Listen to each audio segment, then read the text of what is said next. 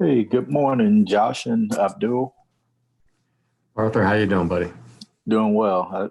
Okay, yes, it's still morning, so It is, technically. yeah.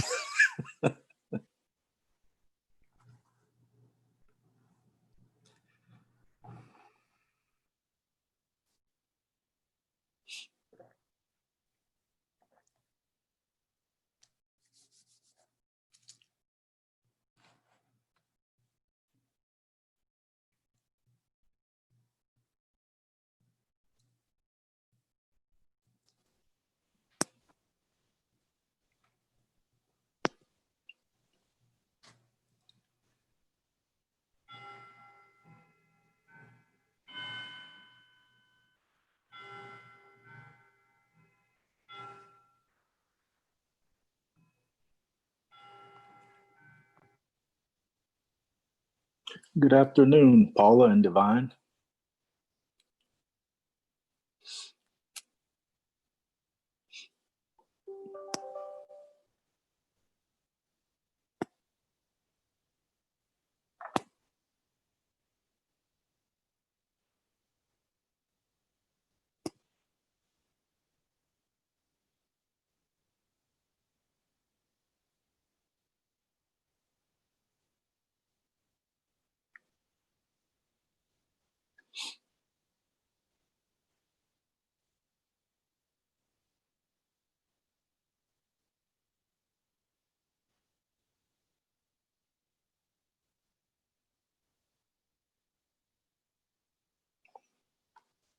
Hey, good afternoon, Johnny.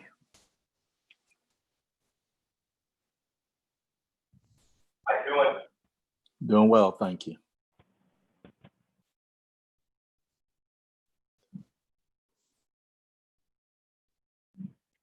Good afternoon, everyone.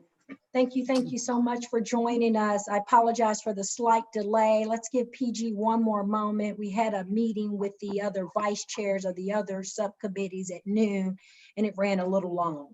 It was our initial meeting. So if we give PG about another couple of minutes to get on this call, we'll start here shortly.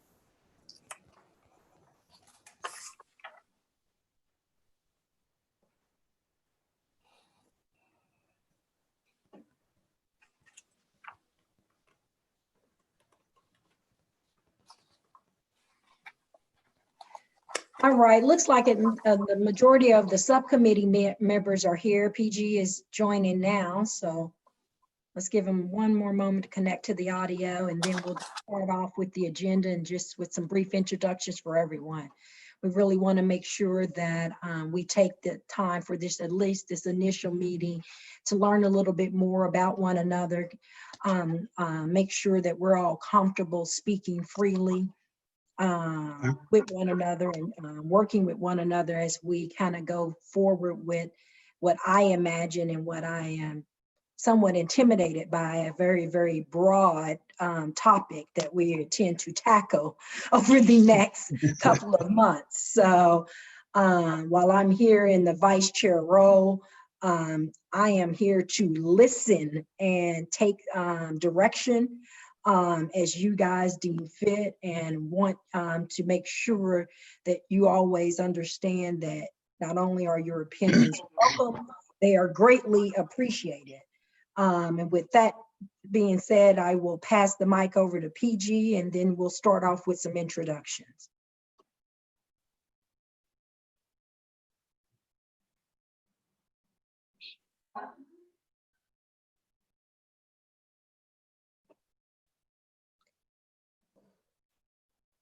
Also, Latoya, we Yeah. must read the COVID-19 statement prior to beginning our meeting. Because I'm one of the chairs.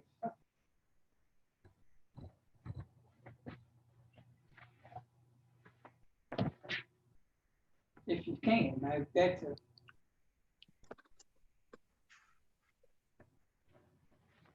Okay, that's right. Yeah. Okay.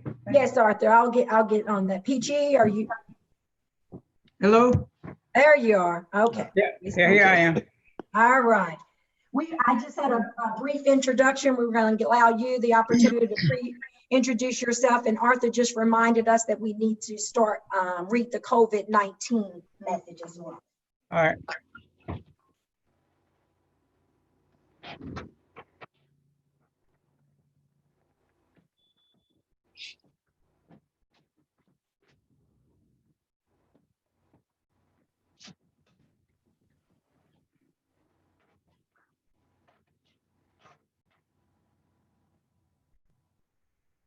Where are we? We're going to allow you the opportunity to introduce yourself, PG. All Oh, right. me? Well, I tell you what. Let me go ahead and read this statement first, and then PG can go ahead and start the introductions, if you don't mind. Go ahead, Arthur. Okay.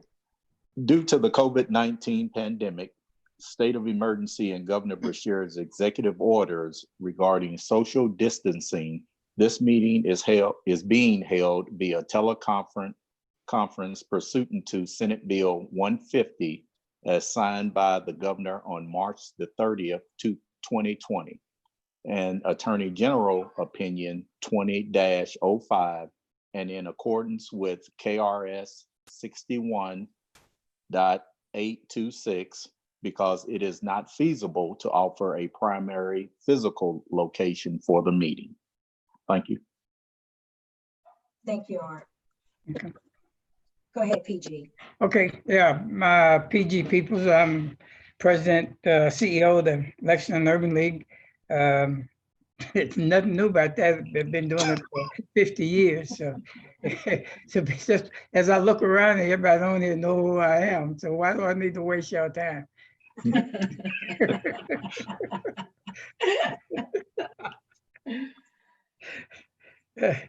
We all know PG Yeah. keeps it straight from the hip. Yeah. Straight from the hip. All right, so I'm just going to go down the list of the subcommittee that I received. Let me start off with Abdul Muhammad. Why don't you take a brief moment, Abdul, to introduce yourself to the subcommittee?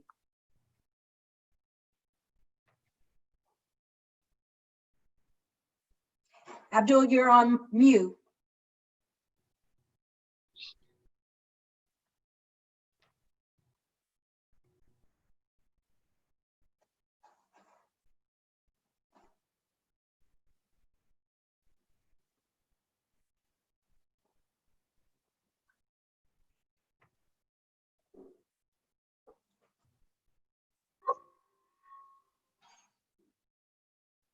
Okay. All right, I think he's on mute. Let's we'll circle back with Abdul.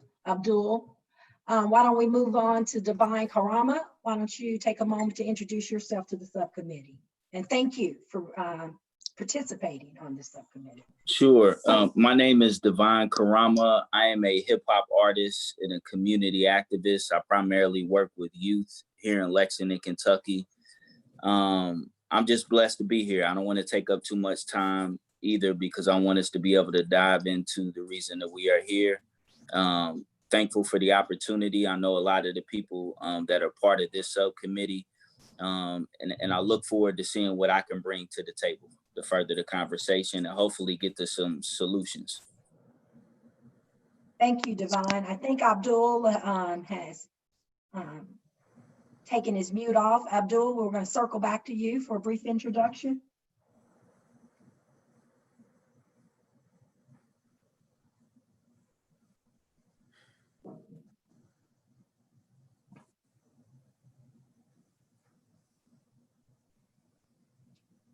Sometimes we love and hate technology. He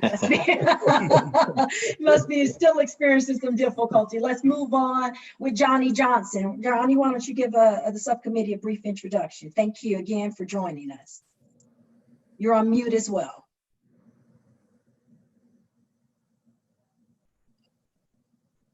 Mute. Okay.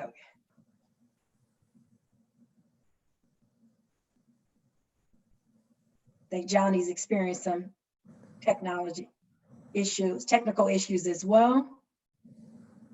There you go. There you are. Sorry about that. Yeah, we love and hate technology.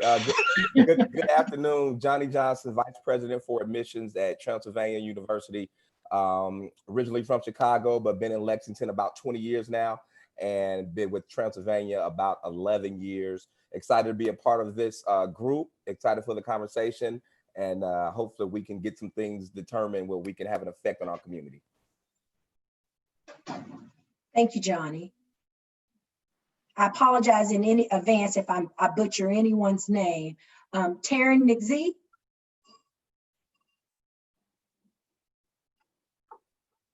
Good afternoon. It's Teran.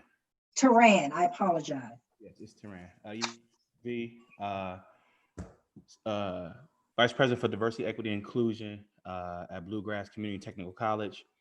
Originally from Flint, Michigan. Just came to Lexington. I think this April was 2 years now here in the city of Lexington, but I've been able to create some opportunities with the city of Lexington, people in the city of Lexington, and just been able to move and shake throughout the city, and have grown very, very fond of the city as well. So we just purchased a home here, so we're digging our heels in the dirt, and it's going to make Lexington home for a little while. So thank you. Awesome. Welcome to the Bluegrass. Thank you. Roy Woods. Yeah, put an S on there. Thank you so much, Roy Woods. It's truly a pleasure to be a part of this subcommittee. I know many of you all and respect the work that each of you all do. And without taking a lot of time, I've worked with many of you all, and you realize that racial equity is something that we've been dealing with for quite some time here in this community. And I look forward to offering any types of input that I can possibly give. Served as a community activist for many years, have served with the Equity Council for the Fayette County Public Schools. So have also worked for the mayor's office.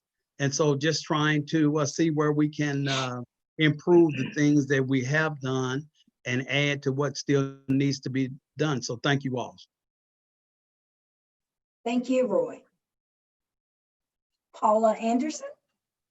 Hi, everyone. I am the Chief Operating Officer and Interim CEO of the YMCA.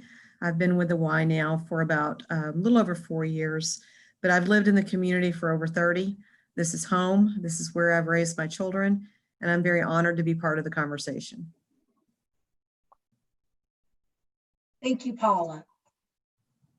Joshua Santana.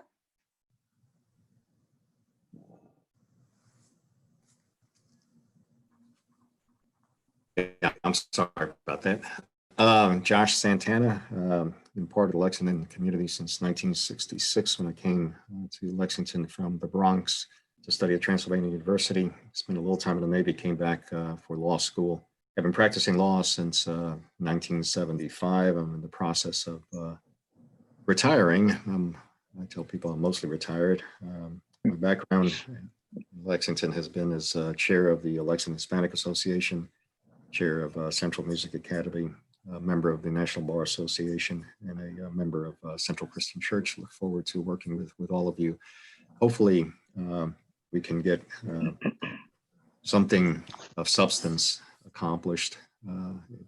Racial equity is such a broad topic, and how we go about influencing and encouraging that is going to be a challenge, but I think with the right folks and the right attitude from our leaders, we can make some things happen that will substantively affect this issue.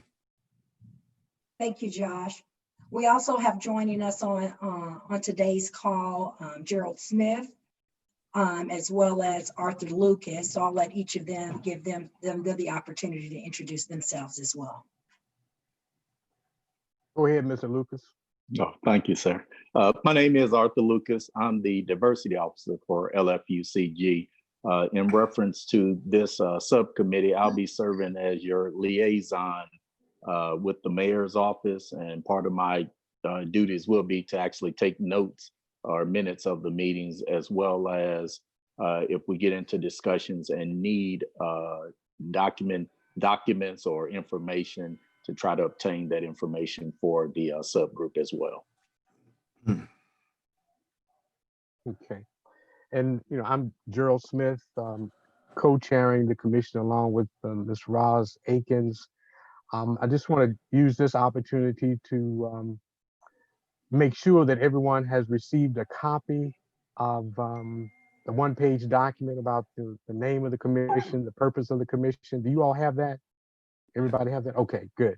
Yes. I know time is of the essence. We just got out of a Zoom meeting with the vice chairs, and this is your first meeting. The other subcommittees have already met, and they've hit the ground running and gathered a lot of material and requested a lot of data. So I won't belabor you with everything that you have before you. I do want to say this, first of all, on behalf of Ms. Akins and I, we very much appreciate your willingness and commitment to what you have been charged to do.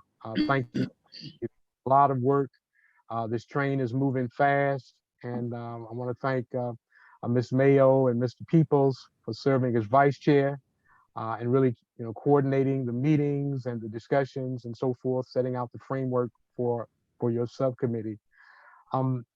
My only suggestion, and I'm going to step out and get out of the way so that you all can continue with your first meeting, is that we have put together some guiding principles that you've looked at, but I just kind of want to focus on that first one in terms of acknowledgement. And what we're saying there is first, of course, is to acknowledge that obviously systemic racism exists in Fayette County. But I think even beyond that, for your subcommittee, is coming to some sort of agreement and understanding on how you're going to define racial equity. As Mr. Santana has already mentioned, it is a very, very broad topic.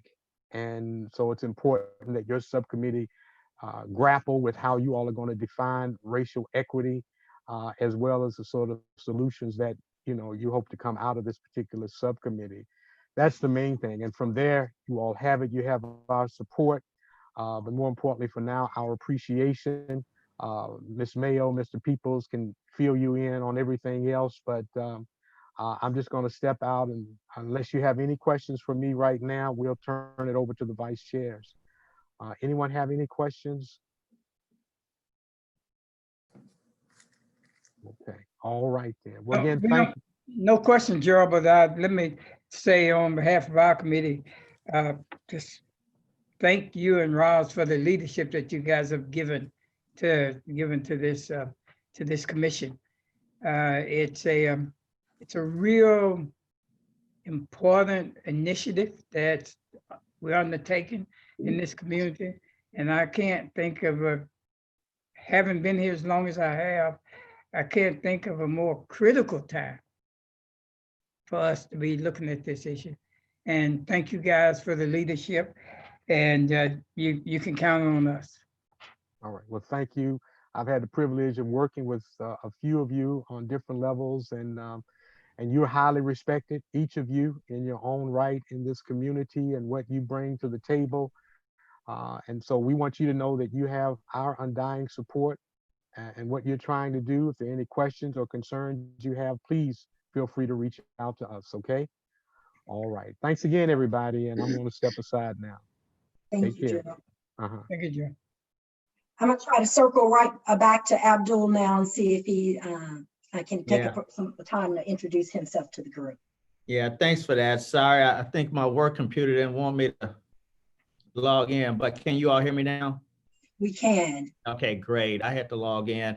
Senior Vice President of Residential Lending at West Banco Bank. I'm serving here as a member of the president of the local NAACP chapter here in Lexington, Kentucky, and just excited to be taking another step forward. So thanks for allowing me to serve. Thank you for being willing to serve.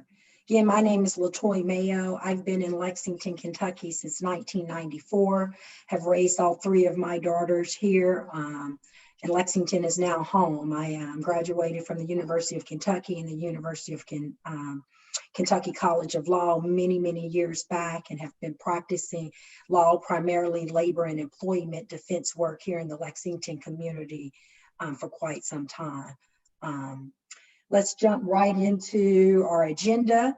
First on the agenda, following introductions, was our proposed meeting dates. Understood, Arthur has sent out, we are looking at Thursdays at noon. Do those dates, does that day and time of the week work for each of our subcommittees, or should we be considering additional dates and times? Works for me. Works for me. Works for me. Great. And we may find as we go down this endeavor of tackling our top priorities under the racial equity umbrella that we may need to meet more frequently, and we'll be flexible and with each of our subcommittee members in that regard as well.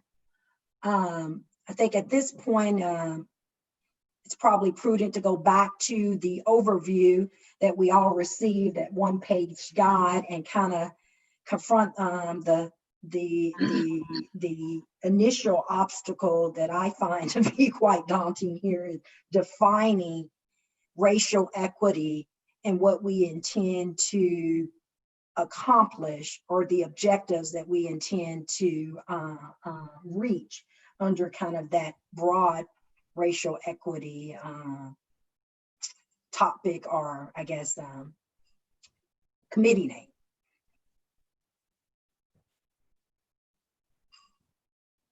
Now, don't everyone speak at once.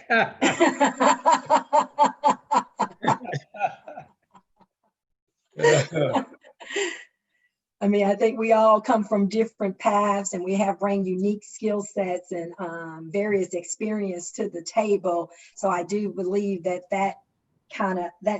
to me, those two words encompass a lot of things. And I myself have been struggling since July 1st of even defining what that means for me and my limited skills and perspective in that arena. So please, feel free. I know you guys have given this some thought. Let's tackle it. Ms. Mayo, you went in and out on my end. Can you ask the question one more time, please? I'm sorry about that. I tend to look at my screens when I'm talking and not my microphone. I just said, I know that those two words mean can mean a lot of different things to different people. And I've struggled, even myself, of trying to define that term, those terms for me and what that means to me. So what two words? That's the part I didn't hear. What two words? Oh, I'm a labor and employment defense attorney here in town. Oh, what two words? No, we're asking, what do you want us to define? Is it racial equity? Racial equity. I'm sorry, Okay. racial equity. That's our Okay. initial challenge when we develop our acknowledgement statement, and we look at kind of developing the objectives that we want to reach or tackle as a subcommittee. I think we have to identify what it is that we, how we're going to define and acknowledge what those terms mean to our group, to kind of set that path forward of outlining our objectives. Well, this is Taram McZ. I think that if we're trying to define racial equity, I think the word balance has to be somewhere in that definition, because that's what we're trying to do, balance where everybody is specifically on an even playing field per se. So I think if we're looking at it from a standpoint of a system, how do we balance the system to make sure everybody's treated fairly? I'm not sure if that's a good start or not, but that's my 2 cents. That's awesome. This is Johnny. I think part of it, and it doesn't have to be in the definition, but part of going forward is what Gerald Smith mentioned, is the acknowledgement of the systemic racism. And so whether that's in our proposal or in our definition or in our mission or what have you, there has to be an acknowledgement there that it exists before we can move forward. So equity, comes again, like Taran said, with the balance of justice for all parties involved. But we can't have the balance if we don't admit that there are injustices, or there are systemic racism with all institutions, not just government, but in education and in corporation and everything. So there has to be an acknowledgement there before we get the balance and move forward after that. And I would say too, this is Devon, following up on what Taran and Johnny said.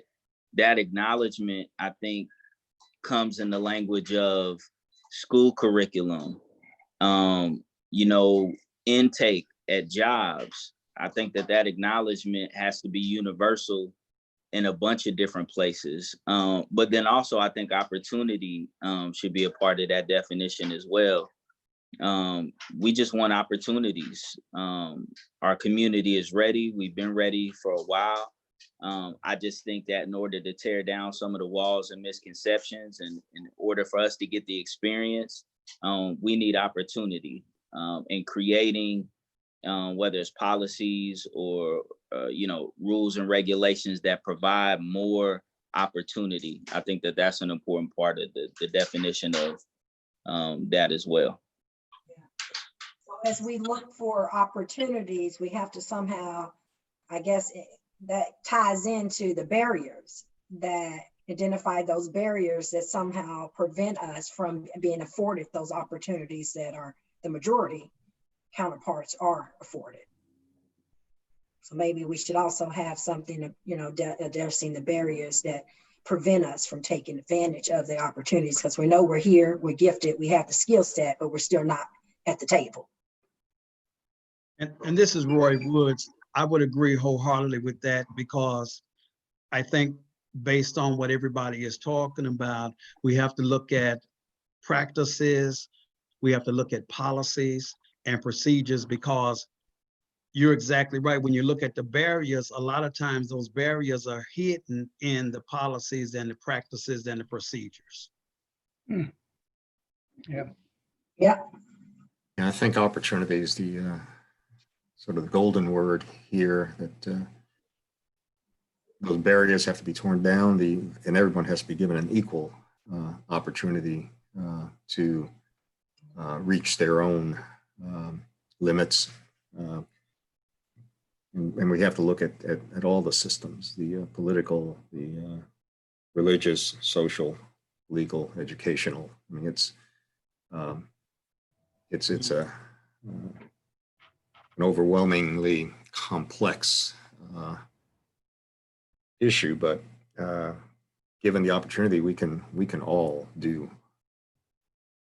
a lot better if the barriers aren't there. So going back to what Mr. Woods said about identifying the barriers, that's also an important part of this. Yeah.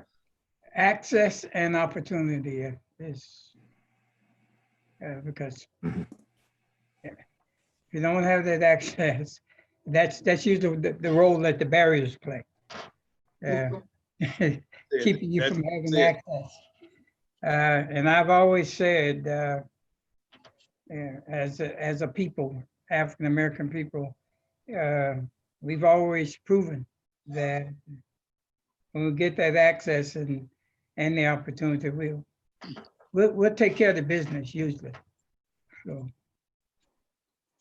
Hey, quick question, Latoya, do you think we'll get minutes or notes from the other committees? It's funny that like our racial equity committee can kind of go with, we have the overall, like Joshua said, we have a big topic, right? And the other committees have kind of special areas, whether it's education or the job structure or things like that. And our area kind of overrides that. So I wonder if we can get some notes or minutes from the other committees that'll help us drive our definition a little bit, even though we might have to set the tone for the whole commission, because racial equity goes within, it can be very broad, and then you get into the different areas, so Yeah, that was, yeah, Johnny, I agree. We can follow back up with the group and request that, because that was, you know, exactly kind of my challenge when I was looking at kind of how to define this. Is I'm like, there's racial inequity in every subcommittee that's already been identified.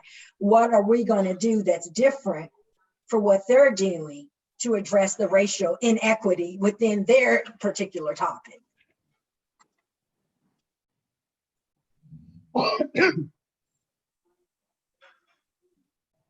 I mean, you know, with that in mind, I mean, I'm sure we can get those minutes, but are there any thoughts, you know, knowing in that regard of, you know, taking it from a broader perspective outside of the particular focus areas of the other 4 remaining subcommittees? Are there any thoughts of just a broader theme or objective that we can develop? Since we know that we have these subcommittees that will be working on the specific education, economic, health disparity, law enforcement, housing, and gentrification. Ms. Mayo, this is Terran. I have a question for you. Maybe this is a question for the whole group as well. So, you know, I read up on everything about this commission, as well as the committee that I'm serving on, and a lot of the language, unless I'm looking at and or reading this wrong, a lot of language is focused around the African American community. So if we're talking about racial equity, you know, is our focus also our Hispanic community? Is our lens, are we looking at this from also all marginalized groups like LGBTQA as well? You know, what exactly, because again, a lot of information said African American. And so I just want to make sure that I'm able to provide the best quality information that I can give in my position, but also knowing what our actual focus is on and what marginalized groups are we looking to work for. Ryan, that's an excellent question. And PG and Arthur, you step in if I'm saying wrong, but I believed, and I assume that our focus was on African Americans and that specific marginalized group. I had assumed that it was on racial equity, whether that be African American, Hispanics, Asian, whatever. I think the focus right now certainly is on the African American community, given everything that's gone on. But Lexington has a significant Hispanic population, which is also subject to racial inequities, and I think we need to have that umbrella broadly. Now, you know, I don't know, you know, racial, it gets more complex if you have someone who's Hispanic and gay or Hispanic and trans or something, you know, but it's still, you know, the issue is it's going to be racial equity, then that I think narrows our focus to racial groups. We can expand that, I guess, as a committee, but right now my reading of our charge was to focus on our racial disparities. And what I will do is after this meeting, I will follow up and make sure I get a clear understanding as opposed to misspeaking. Who's talking? I don't know. That's Arthur. Arthur. Okay. All right. All right.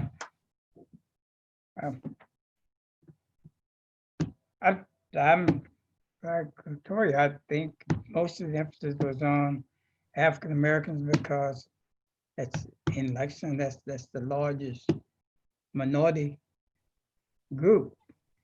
But the last thing I want to see us do is start fighting each other about these pennies that somebody's throwing to the floor. I want us to get. I've seen that dismantle so many processes over the years. Yeah. Every time. My thing is, I met the enemy and don't look like a damn bit one of us. So it ain't. Yeah. So. Now this is Abdul. I just want to make it. You know, around this racial equity piece. Yeah, I think I just want to see our city be totally intentional around how we treat each other, as well as how we intentionally take our resources and dedicate them to the betterment of our communities. I live on the south end of town. I hardly ever see police officers driving through my neighborhood, once a month. My wife and I had a tenant event downtown, months ago. Just that late night coming out of there, drove up Versailles Road. And by the time we got from downtown to Red Mile, I saw 5 police cars pulling over 5 different cars. By the time I got to the western part of Versailles Road, no police cars. So where are we extending our energy and why? So how do we become more intentional on how we help minorities with our communities? And then taking all these subcommittees and making sure they're routed into one ball so that we surround the wagon. We need to surround the wagon because it's not just about our intentional interaction with officers, but it's how we use our finances. How do we educate our minorities and support that? Because of lack of resources that we have, right? So how do we intentionally take what we have to make sure that we're engaging on all fronts around racial equity? Yeah, my bad. You want to go ahead, Johnny? Go ahead. You my mentor, man. You sure? Go ahead, man. Go ahead. Nah, just following up off what Abdul said, I would love to see this committee kind of be, if not a catalyst, maybe just home base for all of the other elements within the city that are fighting for the same thing. I know you got Sarah Williams on the ground doing her thing. It popped up on my news feed today. I think the Black faith leaders in Lexington had a press conference. So we got different elements out there that are doing the work, but I think that we got to have a united front, and it's got to be a prideless game. So I think whether we are kind of taking in the information, taking in and collaborating with some of these other organizations so that we have that united front. So maybe they're bringing things to the table that maybe we're not thinking of in this specific subcommittee. I think that that's important because I think we're just too late in the game for not necessarily infighting, but just having 5 or 6 people fighting for the same thing that are not interconnected, because there's a lot of information that gets lost between the cracks because so many people are kind of in their separate silos doing their own thing. So I would love for our committee to be open and transparent and willing to collaborate with some of these organizations on the ground. And just the second thing to throw in case I can't get back in, I would love to see our committee bridge the gap between the everyday person, working person, and then people that sit on this committee who are well versed in a lot of these issues. Because as somebody that works with young people and youth, somebody that has a service-oriented organization, there's a lot of people that don't even understand what we're talking about. All they know, is that they're broke, their parents were broke, their grandparents were broke, but they don't even understand some of the systemic things that are going on that we talk about in all of these Zoom meetings and subcommittees. And at the end of the day, for policy to get changed, for us to have the power, it's going to take the people to be able to rise up. But past emotion, that energy will die down if people aren't informed. So I would love for us to continue fighting towards the top to make changes, but we also got to be passing that information down to the people who may not be as well versed in what we're talking about. And they're the people that we're trying to help and save. So just bridging that information gap, I would love for this committee to be able to do that so we have strength in numbers. Great points, Devon. And earlier today, when our meeting with the other subcommittee chairs, there was a discussion of at least among the one subcommittee where when they looked at kind of the makeup of the group, that they realized that they were missing some key components that might bring additional information. And their suggestion was to reach out to that group and allow them the opportunity to come and participate and share at our different subcommittee meetings so that we can learn also from them and also you know, as you said, be totally transparent, but also make sure that we're not missing any voices or opportunities to, you know, make as much of this subcommittee, get as much of this subcommittee out of this subcommittee as possible. I think the bridge to information gap is a great component, and that could be one of our top objectives of this group, because I agree, there's a lot of people, we just don't know what we don't know. But I really like, you know, inviting other members of the community that have been taking on this racial equity challenge on the forefront, on the plan, to our group, to our meetings, and sharing information with us. Any additional thoughts from the group about that? I agree. I wanted to key in on some of Abdul's comments with the word intentional, because intentional means that you want to do something and you plan on doing something. So, you know, intentional access to equal justice, intentional curriculum changes. So when you're talking to schools, we need our schools to teach our kids the true history. You know, don't gloss over it as to what our city, how our city was built, how our country was built. Let's talk about the true history of it. It's not erasing it, as you know, as people think when we tear down these monuments. We're not erasing it, but we're talking about the true history of it, so that then we can not make those same mistakes again in the future. Intentional policy changes to job hiring.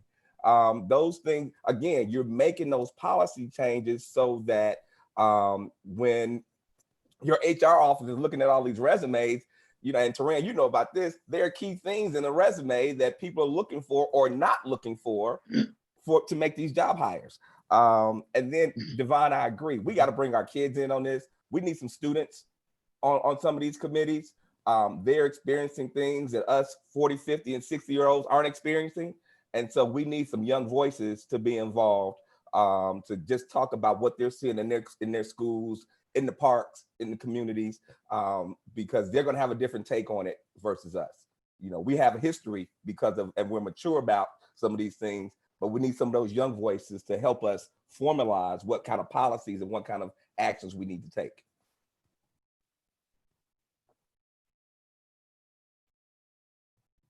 That is so important, Johnny. I've had the somewhat pleasure of having my 23-year-old back home, working remotely with us during this time, and just having her perspective about all things that we're looking at from this in our society during this time, and from the Breonna Taylor situation to the George Floyd situation. And we're totally different, raised in the same household. And she's me. I mean, she is literally a mini me, but how we view and look about how to address these issues and change is totally different. And I appreciate it. I love the back and forth. I love that she challenges me. And more importantly, I love that I'm learning so much from a different view and lens. Mm-hmm.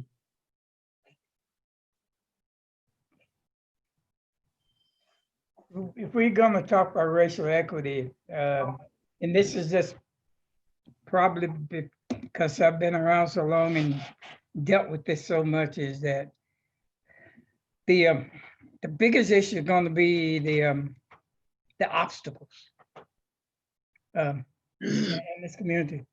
And one of the things, my thoughts about this community, and Dr. Parker used to say it, is that this community has a way of dealing with racial inequities, perpetrating racial inequities on you in such a way that it's so smooth sometimes that you like it, and you don't even realize what has happened until you wake up one day. What did happen?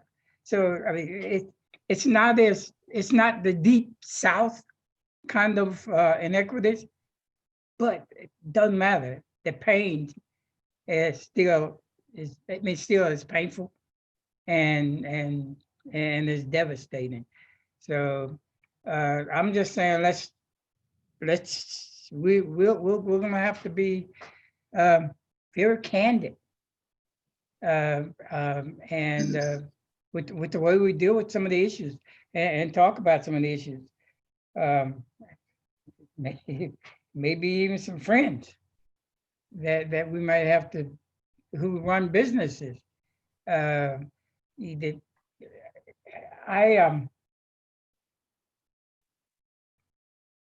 oftentimes look at the page in the newspaper where it talk about the promotions and hiring. And it's still 99% white. And what I've got in my hand, guys, is something that was done in 1989. The Herald Leader did something called Divided We Stand. And I've darned if that wasn't the issue back then. It's the same issue back then. The only thing I see different than this one in 1989 and today is that we do finally admit that it's an issue, because in this one in 1989, all of the interviews, the people were denying that there were racial inequities. They were always saying that we're doing better. You're darn right, you're doing better than slavery was, but where else could you go? So we are going to have to deal with that and deal with it forthrightly. We can't sugarcoat it. I don't know if that fit anything that y'all were expecting, but I think that's it came up and came out. I think that's the intentional part, though. You gotta put it on Front Street. You can't hide it anymore. We're not trying to, put it behind something else. It's being intentional about admitting things and having a plan to address it. Yeah. And I think that's a nice tie-in, because part of on our agenda, let me follow up on some questions that were raised. We have been advised that we can have the minutes from the different subcommittees, so those will be shared with us. Additionally, with respect to our subcommittee, the primary focus is African American, but we will necessarily, given that it is racial equity, include everyone, all of our marginalized groups, as we kind of think about addressing this topic and how to tackle the issues that we know all marginalized groups in Lexington, Kentucky face. It must be, the reason it must be all people, as someone said earlier, is the strength that comes in when the group is bigger and you got more voices and more people working, that is the opportunity. Dr. King and all of them always talked about collaborating and working across lines. Most the real civil rights work over the years was done with people working together across race, across racial lines. So what I've been hearing is in terms of objective, we're going to still be working this, but we're looking for really identify and develop an intentional strategic plan that identifies access and opportunity for individuals of color within our community. We can work further on our purpose in that regard. But I think PG's last comments lead to transition well to our next topic on our agenda. Is kind of go ahead and let's start talking about some of the barriers that we know that we're going to face as a subcommittee, so that we can be prepared to hit those straight on. And as we work to develop our plan of action, have those in mind so that we, that we can have a plan, an intentional plan of action to combat them.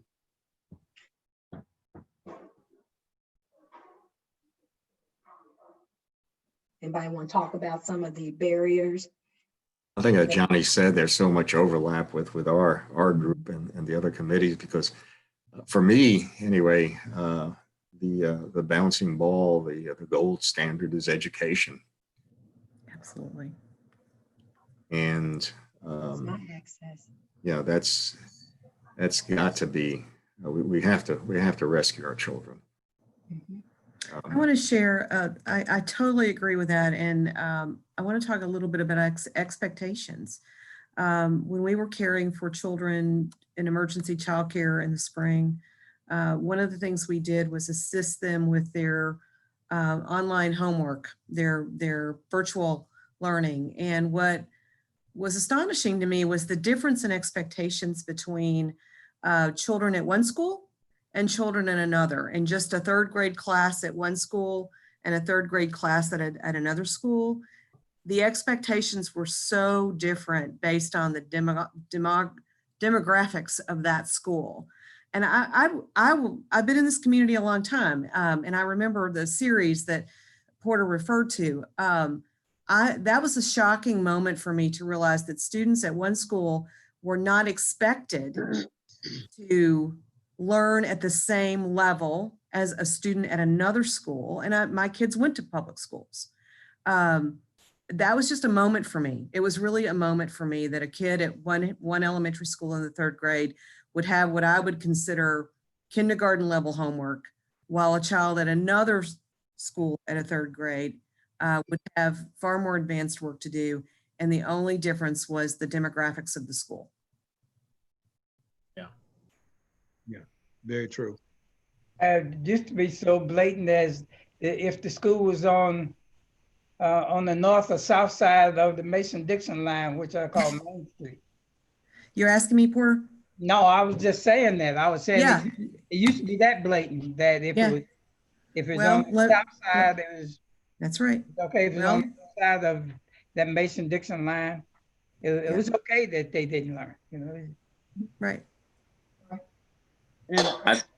And I think that we're are set around the resources, not only the demographics. So Yeah. when we're looking at barriers and policies, where are we pulling our resources for our school? You know, that's a problem, that we're relying upon the school district within the area to pull the school in their area. And there's not countywide funding, equal distribution of our school. And that's something that lies in, to me, or plays a big role in expectations of our children. They don't have books. You know, we can't expect them to read more. You know, it's just, it gets so deep. And Very it's true. even more exacerbated given that this age of technology. Kids who got their computers versus the ones who scratching the numbers out in the dirt. Yeah. Well, and also, I mean, I think one of the things that the shutdown and the virtual learning really reinforced to me was that parents are in different places, right? There are some parents who are happily working at home with their computers, but there are other parents who are going to work. And those children had no one to help assist them with their learning, even if their parents wanted to. So the equity gap coming out of this situation, this is just an accelerator, right? That just creates a whole expanded barrier to access. Agreed. Unfortunately, the gap now is widened simply because a lot of the kids haven't been in school since March. And we're finding that some people can learn virtually and some can't. I'm talking with a number of kids and they're saying, we just don't understand the information. And it doesn't measure intelligence. They are used to having a teacher who they can ask the question that's in front of them, as opposed to having to go on the computer. Well, if they don't have access to the computer, the library has been shut down. So now we have a lot of people, when we talk about the digital divide, that just don't have access. So that is now an even larger barrier than what we previously had been looking at. Yeah. Absolutely. Absolutely. And so, you know, trying to keep us, you know, knowing that we have, you know, subcommittee that is going to address, you know, that has the task of education. Are there things that we can look at from a bigger or broader perspective lens to kind of tie that into what our objective and our purpose here, you know, moving beyond. I think, That's no, go ahead, brother, please. So Ms. Mayo, the other committees that that are participating in this as well, is it? I guess my question would be, something that Johnny alluded to, trying to see exactly what they're actually talking about, and is it going to be our responsibility to whatever suggestions that make, that we turn it into a structure where we can start to give this to the mayor to disseminate to businesses and colleges and all that. I guess I'm trying to still figure out. I know what our overall arching, but I think a lot of our work is going to predicate on what the other commissions are actually doing, and then do we bring it all together into one report for the mayor? Our commission does. I hope I'm not confusing you. No, absolutely. I think we definitely want to be mindful what the other committees are doing, so that we're not doing the same thing. But the focus for us is just to focus directly on what we want to do, independent of the other committees, with knowledge of what they're doing. And then I think at the end, it's going to be all pulled together at the end with a report to the mayor in one report. But each committee should have their own focus and separate agenda objective. Yeah, I agree with that. And we know there's going to be some overlaps, Yeah, but sometimes with the overlaps, that's not bad, because you're getting something said twice. That's an indication of how important it is. So, I agree. Great minds think alike. Yeah. So that doesn't bother me. One thing I wanted to keep in mind too, and again, I try to just speak from just from my limited expertise, which is just service and youth engagement. And I think as we continue to fight the disparities in the educational system from the top down, I still think there's an opportunity for community partners to serve from the bottom up. It kind of makes me think back to the freedom schools back during the civil rights movement, which were free schools, which were designed for African-American kids to achieve social, political, economic equality. And I'm not thinking of a brick and mortar, an actual freedom school, but maybe it's a curriculum, maybe it's an online academy, maybe it's an after-school program where community partners come in and have a curriculum designed to educate not just our kids, but kids of all races on some of the things that are missing from the curriculum in our schools. Some of that knowledge that Johnny spoke to, that is imperative, that we need to know and learn so we don't keep making the same mistakes, but it also provides context to why people are so angry today, why we have this subcommittee. And even in those quote unquote freedom schools, we can address some of the things that we're fighting for from the top down. We can't forget the service part of it and our community partners as well.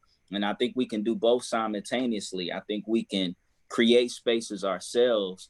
I look at what, Roz Akins and Dr. Cleveland did with the BMW program.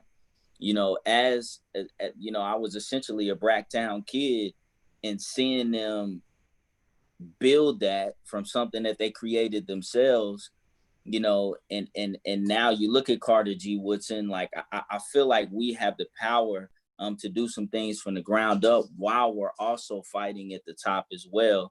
And not saying that that's not in our mind state, but I think that is something that I want to keep in the forefront, just the service aspect of this fight as well. And there's a lot that we can do while we're continuing to fight. Yeah, that is excellent. That is an excellent thought, because we literally need to change the conversation in our communities. And it's all hands on deck. It's not going to be just the government coming up with a policy and magic is going to happen. It's going to take all hands on deck, and we got to change the conversation, period. We have to start employing the fact that our youth can learn and they are smart, and we should start teaching them things that we haven't taught. I literally had to reach out to my brothers and sisters and say, hey, let me start an investment club, because I want you all to start learning how to invest stocks. we're not having that conversation at the dinner table. Let's just be honest with it. So we have to take the conversation and put it on the table. So that's where we need ground up work. And then we got to have policies from the top down, and we got to meet in between. That means we got to identify great programs like YMCA Black Achievers, and how do we expand that and give more resources to a institution like that can touch more minority students? And how do we take programs within the Urban League and et cetera and expand those out? But it's all hands on deck. This thing is for real, and this is an opportunity for us to go big. Let's go big. And if we fall smaller than hitting the moon, maybe we still fall within the skies, but at least we get higher than where we are. We have to literally raise our trajectory. And our trajectory is too low right now. But that's going to take everybody, literally everybody. Yeah. Amen. Abdul. Yeah, no doubt. Yeah. Yeah.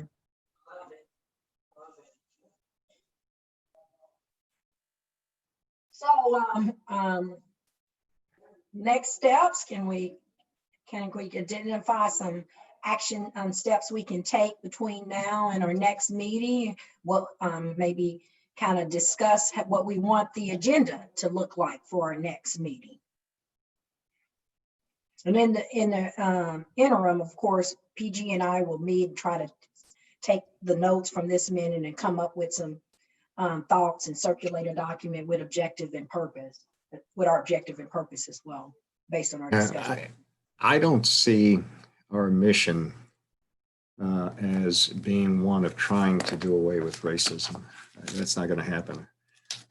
Our mission is, as I see it, is how do we progress, notwithstanding racism, and which narrows my view in terms of what I see as objectives. I'm not out to convert anyone from being a racist. That's, if it happens, that's great, but that's not. I don't see that as my role. I'm with everybody that has talked about, as Lou said, the trajectory. And maybe we can, maybe for our next meeting, we can come back with identifying, the boys to, groups that have actually, that have succeeded and that are succeeding, and maybe present some more information about what it is that makes that possible. Whether that be the YMCA program, what is it about the YMCA program? What's the magic there? Where's the fairy dust? And maybe we can talk about some of those programs as part of our agenda for the next meeting. That's what I would at least propose now, having getting different reports back in that regard. I see other people just sending messages. Yeah, I would like to get the notes and things from today, especially the kind of statement that you kind of gave us earlier, Latoya, and then maybe we can suggest some topics to you before our next meeting as we kind of review those notes and review our conversation from today, and then kind of go from there. Identify some more barriers, identify some policy things, but I'd like to see what our conversation was today and then suggest some topics to you. A great idea. We can do that. So follow up with today's copies of today's minutes and identify some bullet points for input from the sub prior to our next meeting. Mm-hmm. And I'm hoping that as our homework continues, that we would ask each other, what are the immediate needs that we see? Bring that back to our next meeting, and then look at, as has been talked about, if there are boys and girls clubs out there, if there's Carnegie Woodson, what else could we see that would help address the racial equities that exist in our community? And so if we can come back with those various lists of things, I think that's going to help move us on down the street.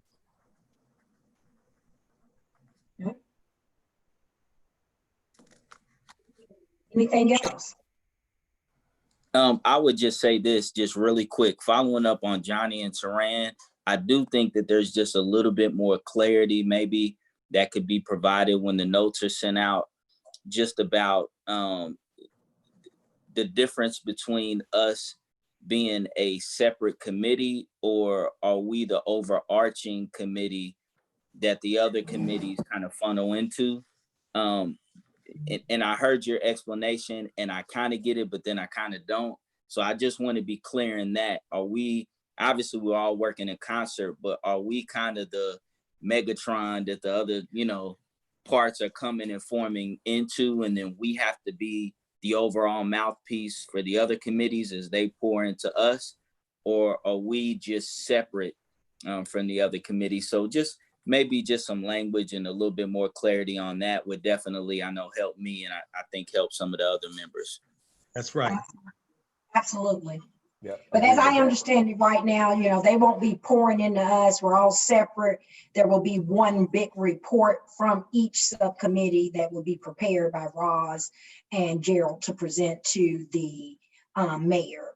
And then Roz and Gerald are working on that template of what that each committee's report will look like, and kind of the information that we should include. And hopefully by our next meeting, we'll share that. We will be sure to follow back up with Roz and Gerald and get additional clarification and include that in our follow-up to the group.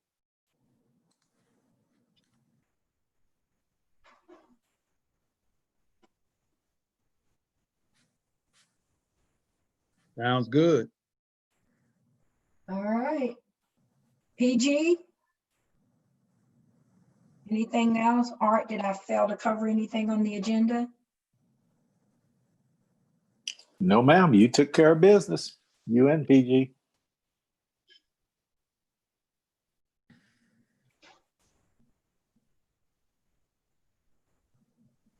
Well, again, I really look forward to working with the subcommittee. I think this is going to be a great group. I agree with the sentiment of everyone that this is a real, to me, a time that we can really make a difference, and we should dream and aim high, and